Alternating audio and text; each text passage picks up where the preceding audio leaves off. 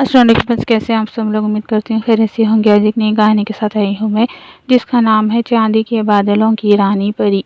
बहुत समय पहले आसमान के सबसे ऊंचे हिस्से में चांदी जैसे चमकते बादलों का एक अद्भुत राज्य था। उस राज्य की रानी थी रानी परी सिलवारा। उसके लंबे चमकदार पंख चांद की रोशनी जैसे चमकते थे और जहाँ भी वे उड़ती वहाँ आसमान में चमकीले तारे खिल उठते। सिलवारा बहुत दयालु थी। वे धरती के बच्चों के सपनों की रक्षा करती थी। हर रात वे अपने जादुई बादलों से मीठी नींद और सुंदर सपने भेजती।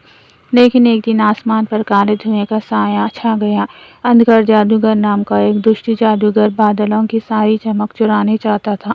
उसने जादुई तूफान भेजा, जिससे चांदी के बादल धीरे धीरे काले होने लगे।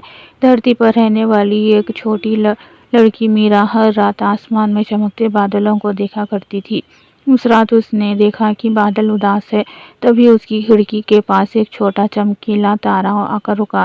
तारे ने कहा, मीरा, रानी परी को तुम्हारी मदद चाहिए।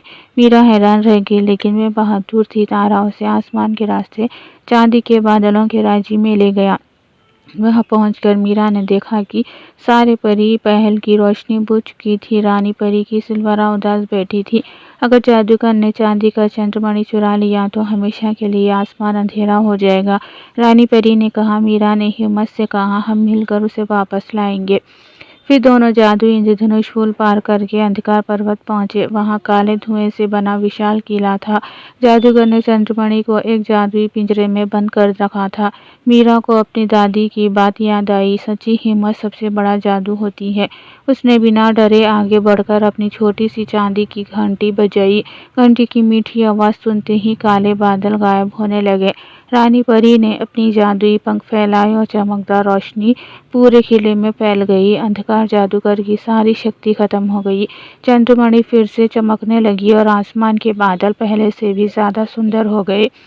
रानी परी ने खुशी से कहा, मीरा, आज से तुम सितारों की मित्र कहलाओगी। उस रात पूरा आसमान चांदी की रोशनी से जगमगा उठा। धरती के सभी बच्चों ने मीठे और सुंदर सपने देखे और तब से जब भी रात में चांदी जैसे चमकते बादल दिखाई देते हैं, लोग कहते हैं, देखो, रानी परी सिलवारा फिर से बच्चों के सपनों की रखवाली कर रही है।